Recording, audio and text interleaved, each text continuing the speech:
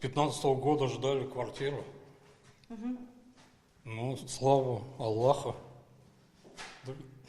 дождались. Свои насущные квадратные метры Ильгизар Гарифуллин ждал больше 7 лет. Тогда, в 2015-м, чтобы купить квартиру в новостройке ЖК «Золотая середина», он с женой продал двушку. Говорит, обещали дом построить за год. Позже застройщик заморозил стройку. Проблему решали уже власти республики. Были моменты, конечно, руки опускались.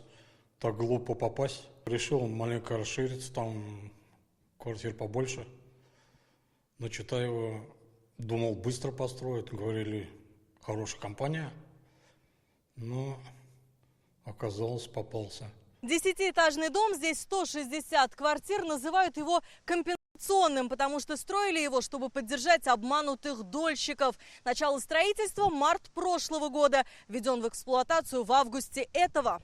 Проблема обманутых дольщиков в Казани решена. Для нас это был неподъемный камень.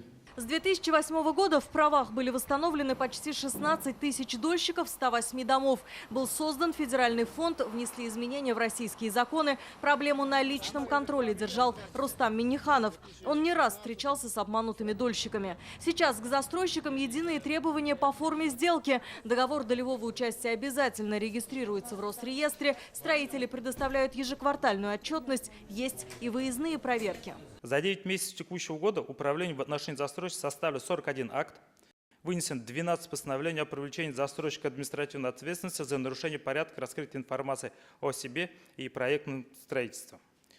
Выдан 9 предостережений о необходимости соблюдения заявленных в проектной декларации сроков завершения строительства.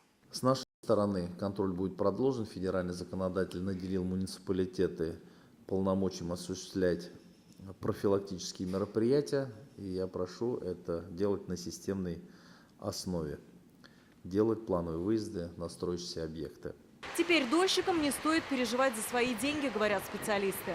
В настоящее время застройщики финансируют строительство таких домов за счет денег банка, а денежные средства, которые им приносят дольщики, находятся на банковских счетах и находятся в сохранности до ввода объекта в эксплуатацию. Соответственно, если у застройщика появляется какая-то проблема, то участник долевого строительства может претендовать на возврат той суммы, которую он вложил. Сейчас к стройке готовят второй и последний дом на Аграрной. Его будут строить дольше, говорят специалисты. Дело в том, что туда должны заселить 360 семей. На 2 компенсационных дома республика выделила земельные участки и инвестиции в размере 1 миллиарда рублей. Алия Хайрудинова, Рамзиль Гарипов, ТНВ, Казань.